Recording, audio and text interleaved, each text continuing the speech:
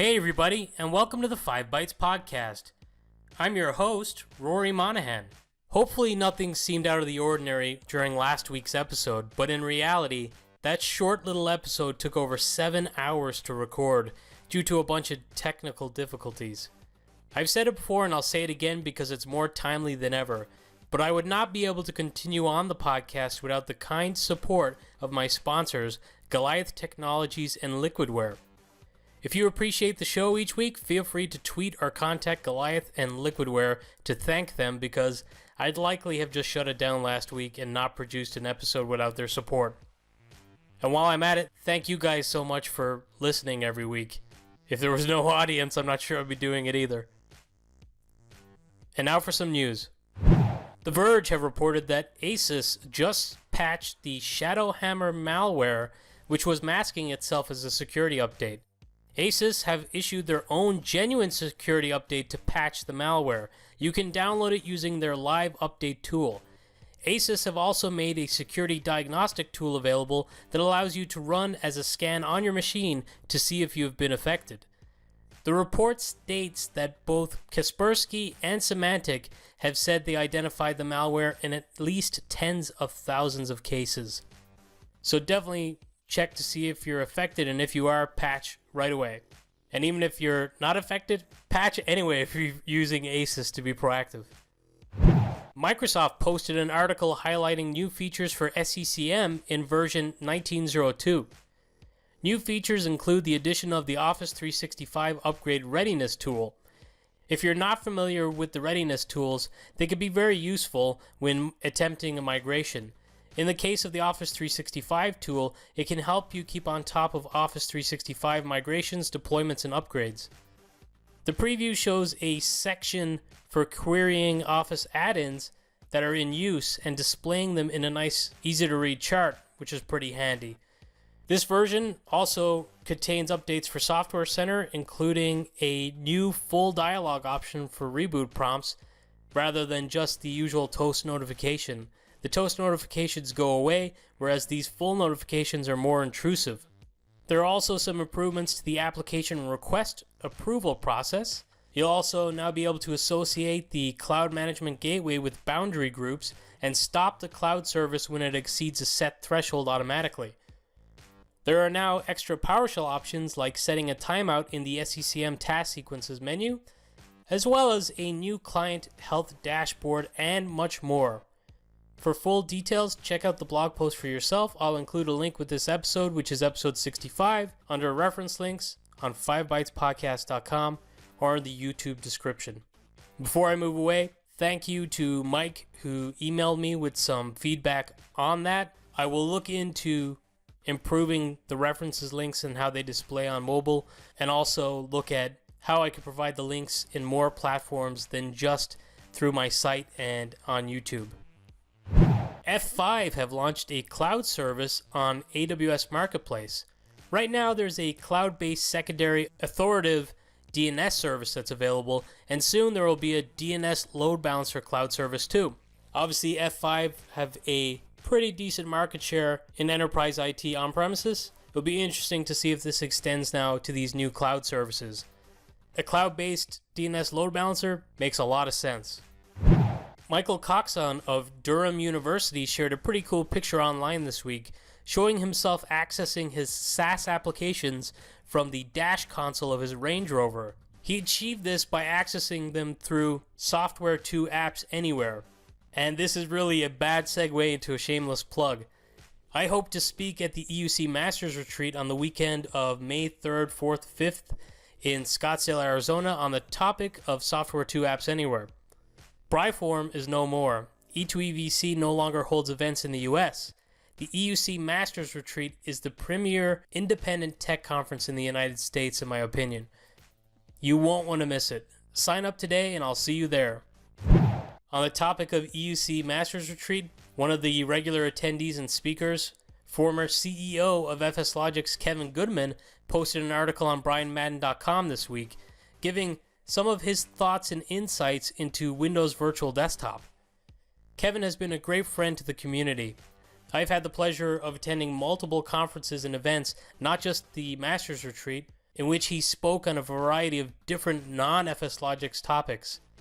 He's a really great big picture thinker with a wealth of knowledge and experience in the industry, so it's interesting to see him theorize on whether or not the world needs another remote desktop solution, what Microsoft's endgame might be, and more. I don't want to give away any of the article. I believe it might be his first article for BrianMadden.com, so I'm sure he'd appreciate and they'd appreciate the traffic if you want to go read it for yourself, and I encourage you all to check it out. And Kevin, enjoy your quote-unquote retirement. A new security tool called Anvil, which is a ransomware and malware file protection technology built around the premise of locking down folder access, has been released.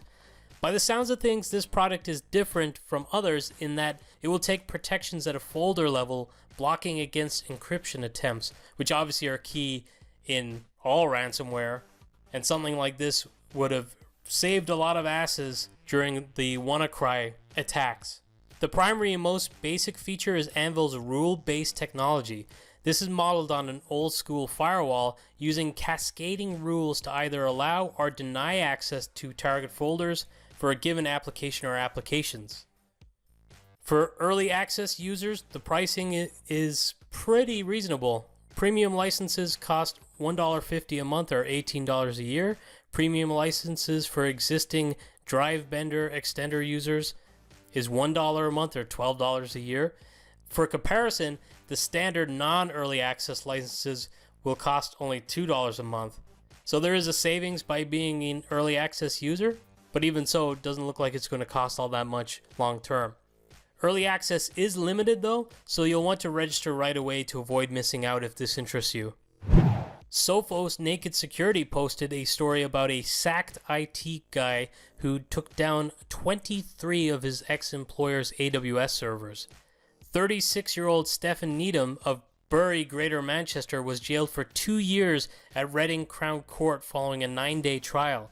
Needham pleaded not guilty to 2 charges of the Computer Misuse Act, 1 count of unauthorized access to computer material and 1 count of unauthorized modification of computer material, but was convicted in January 2019. A few days after his firing, he used the stolen login credentials to get into the computer account of a former colleague and then began fiddling with the account settings, and next he began deleting the company's AWS servers. The company lost big contracts with transport companies as a result. Police say the wreckage caused an estimated loss of £500,000. The company reportedly was never able to claw back the deleted data, and it took months to track down the culprit. The article, as you might assume, coming from a security company like Sophos, suggests steps that could have been taken to prevent this from happening, like the use of MFA. To learn how to protect your company from this type of thing, check out the article for yourself. On the topic of MFA, community rockstar Jason Samuel posted an excellent article on how to set up the new built-in MFA capability in Citrix Cloud Workspace. This easily could have been a tip of the week, but it fit so nicely right after this last story that I put it here instead. The article makes it look super easy, but I'm sure it's just because Jason did all the work figuring it out for the rest of us. Thanks, Jason. And on the topic of Citrix Community rockstars, some of the champions of the Citrix community have come together to offer a unique opportunity for anyone interested. Howell Technology Group has volunteered to broker a deal to provide a Citrix Cloud shared tenancy for use by the community. For many, they have no way to actually try to get experience with Citrix Cloud. If your company is not signed up for it, you can't as an individual just go out and pay as you play. So kudos to all involved and to HTG for using their position to help the community out in this way.